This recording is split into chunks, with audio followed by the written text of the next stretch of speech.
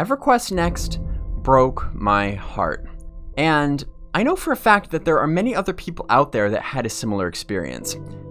If you've been paying attention to the slow and painful deterioration of the MMORPG genre over the past several years, you've undoubtedly seen someone at some point say something along the lines of that they'll never be able to trust another MMO in development again because they've quote-unquote been burned too many times. And I definitely get where those people are coming from. So then how at the same time am I still willing to risk my time and my money on crowdfunded games like Pantheon Rise of the Fallen? Well, you could say that I treat EverQuest Next the same way I treat my ex-girlfriend. Let me explain.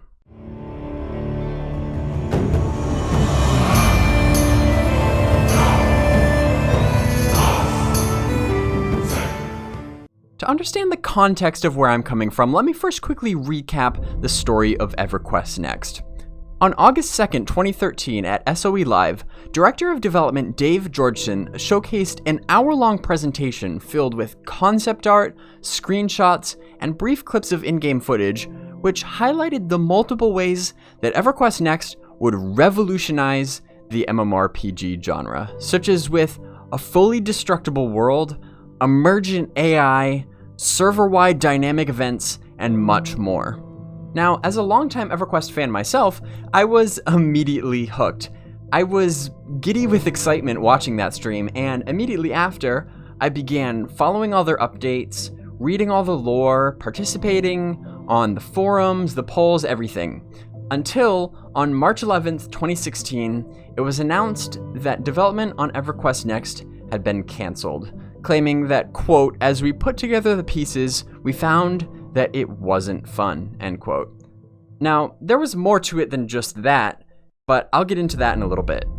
Because on that same exact day, March 11th, Visionary Realms, led by original co-creator of EverQuest 1, Brad McQuaid, streamed live gameplay of their new upcoming MMORPG, Pantheon Rise of the Fallen, on Twitch for the very first time.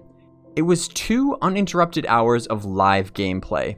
What some had thought to be merely an idea was shown to be a real and playable game, albeit in a pretty basic form at the time.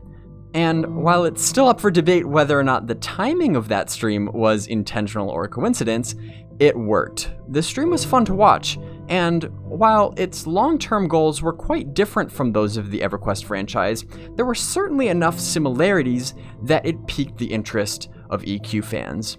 And with the very recent fallout of EverQuest Next, many people, including myself, immediately shifted their focus to Pantheon. Now, for me personally, I did not immediately donate to Pantheon, but I also didn't immediately dismiss it either.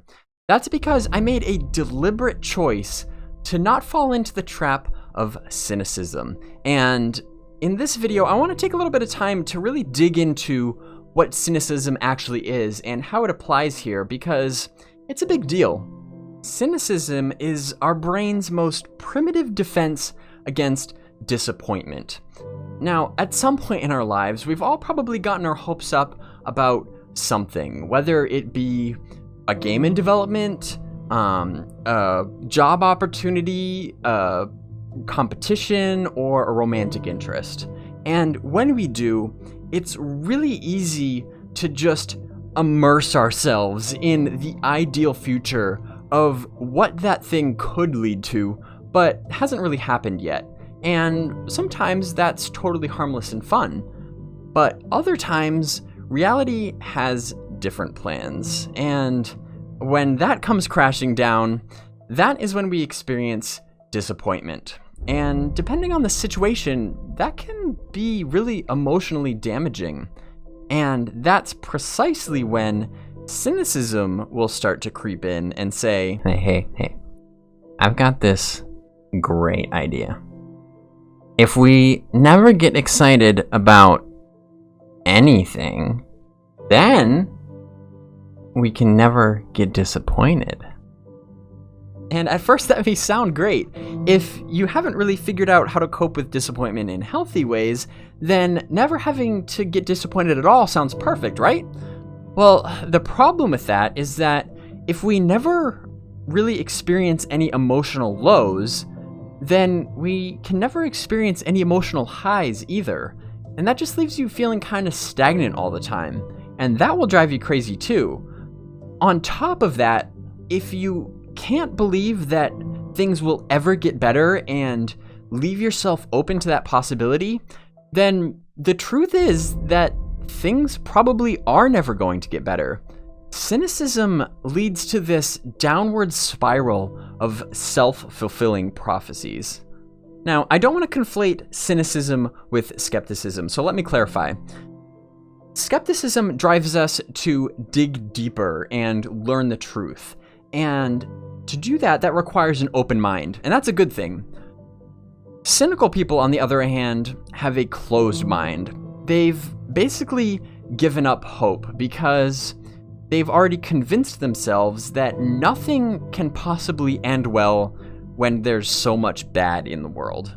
And it took me a while to realize that the process of overcoming cynicism in order to be willing to take risks again, like donating to Pantheon with no strict guarantee that it'll ever amount to anything, is actually strikingly similar to the same mentality that has helped me move past my previous romantic relationships, almost as if donating to a crowdfunded game is like entering into a new relationship. Now, there's more similarities here than you may think, so hear me out. Back in 2015, I was dating a girl that I was completely smitten with. We had been friends for a while, I had a crush on her, and was finally able to start a relationship with her. And we had a great time. So naturally, my brain immediately fast-forwarded to planning our future together. You know, I'm thinking she's the one, but then she left me very suddenly. And at the time, it felt like it was completely out of the blue. There was no fighting, none of that. She just left me to be with another guy. And now this wasn't my first time being broken up with, but this one in particular messed with my head the most because of that combination of having such high hopes and it all ending so abruptly. Now, the easy thing for me to say in that position would have been something like, "Girls suck, you can't trust them, I'm never gonna date again." And in fact, I probably did say that at some point, but that would have been the cynicism creeping in, because I was so hurt and I really didn't want to feel that hurt again. So logically, the solution would have been to just tell myself that all girls are flaky and so I should never fall in love ever, right? But as I started to reflect on it as time went on, I started to realize that there were some things that maybe I could have done better, or maybe red flags that I should have noticed sooner. Like, even though there weren't any big fights, I think my infatuation with her might have blinded me from some hints that would have helped me to notice that maybe things weren't going quite as well as I thought they were from my perspective. And once I accepted and learned those things, I actually felt more prepared and more confident in my future relationships, to the point where now, looking back, I'm actually glad that she broke up with me.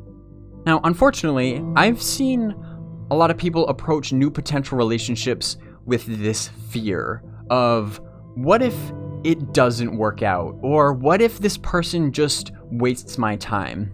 Right? Like, I think those are very normal human thoughts.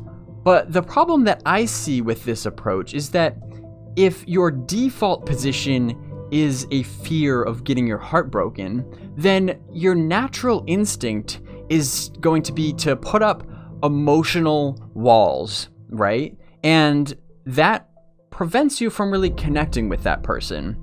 And that will probably prevent you from being vulnerable and open to disappointment. But you know what else is probably going to happen? That person you care about is going to drift away. Because relationships are built on a deep emotional connection, and that's simply not possible if you keep on insisting on protecting yourself. So, ironically, your fear of disappointment ultimately ends up being the cause of disappointment. That's that vicious, self-fulfilling, self-sabotaging prophecy. So, what can we do about this? Well, for me, the first step was coming to terms with the fact that there will always be a chance that the relationship just doesn't last forever. That's just how it is. But even if it doesn't last forever, there's still a lot that you can get out of it by being mindful and living in the moment, rather than simply getting lost in your ideal future. That way, no matter what happens, the things you've learned from those experiences will help make you a better person than you were before. And that's huge. Like, if you choose to make the most of where you are, there is nothing that needs to last forever to be worth it. But this is BazgrimTV, not Dr. Phil. So, in case you haven't already figured out where I'm going with this, let's take all that psychology and tie it back into how it relates to crowdfunded MMOs. Finding a new upcoming game that you're interested in is a great feeling. It's like, you might even say it's like meeting that cute person that you just can't stop thinking about. You might want to tell your friends about it, start planning out what character you're going to play, what you're going to do, everything. But at the same time, it also seems like almost every MMO player also has this baggage from past games that they carry around with them. This could be a game that they were really hyped about that ended up flopping, or, as a more recent example, it could be a crowdfunded project like Chronicles of Illyria that ended up being an actual scam. A cynical person in that situation would almost never get invested in another unreleased game, even if deep down they want to be interested in it, because they're just too afraid of that potential for disappointment. So much so, in fact, that some people would even rather intentionally disappoint themselves on their own terms by convincing themselves of things like all crowdfunding is a scam, or all developers are just greedy and there's no way the game is ever going to release, etc., etc. All of this is already in their head before there's even a chance that they get caught off guard and disappointed by the game actually failing. And these gloomy predictions will often come under the disguise of being experienced or discerning, because if the game does actually fail, then they can have the smug satisfaction of being able to tell everyone that they were right and they saw this coming from a mile away. But really, that is just a very, very basic coping mechanism. No one, obviously, can actually see what the future holds. Here's the clincher, okay? If we all were to approach a crowdfunded game with that mindset, where you want it to come out, but you just can't shake that thought of it being yet another waste of money, then if that was really the best way to think about it, then nobody would donate to it. Nobody would spend the time to build up the community, and then what would happen? It would get canceled, and those walls that we built up for ourselves would be precisely what pushed away the game that we wanted. That's that self-fulfilling prophecy again. And so that's why I think it's so important to assess each project on its own merits and leave the baggage in the past where it belongs. That way we don't end up punishing one game for something that happened with a completely different game. It is, however, important to not completely forget the past and pretend like it didn't happen, because there's a lot to be learned so that we don't go into things blindly and keep making the same mistakes over and over again. Like, maybe there are certain red flags that we should still keep an eye out for. For example, there were definitely some pretty big red flags along the way for EverQuest Next. February 2015 was the month it all started to fall apart. Columbus Nova acquired SOE and rebranded it as Daybreak Games. Just 1 week later, they laid off several key team members on the EQN development team, including Dave Georgeson.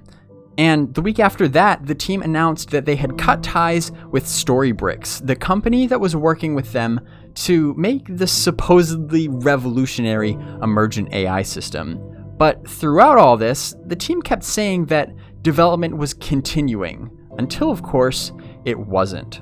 While that's not a sure sign that all MMOs will fall into those same traps, it's still something to keep in the back of our mind. So, like anything, it's about finding a balance where you're proceeding with caution, but not too much caution.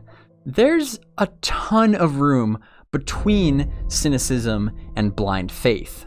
Now, I want to be clear, I am not trying to convince you to go and donate as much as you can right now. This is not sponsored, and if you are not in a financial position to be taking these sorts of risks, then please just don't. I have just seen so many cynical comments about crowdfunded MMOs, even just on my own Pantheon videos, and I know that some of those people are secretly interested to some degree because they keep coming back. It's almost as if they want to believe, they just have a bad habit of thinking about it negatively. So I just really felt the need to explain how many people, including myself, are able to get burned just like you and still be willing to take those calculated risks. For me personally, I think that really boils down to just the fact that I enjoy being a part of the Pantheon community. And that's free, by the way. Even if you don't donate, you can always watch the Twitch streams, talk to people in Discord, join conversations on social media, etc. And I think you'd be surprised at not only how much that helps the game grow, but also how much you get out of that by simply getting to know people who have similar interests as you, and that makes waiting for the game a heck of a lot easier. And then of course if you do donate, that unlocks a whole nother realm of possibilities. But here's the thing. Even if something catastrophic happens and Pantheon doesn't make it to launch, I'll be fine.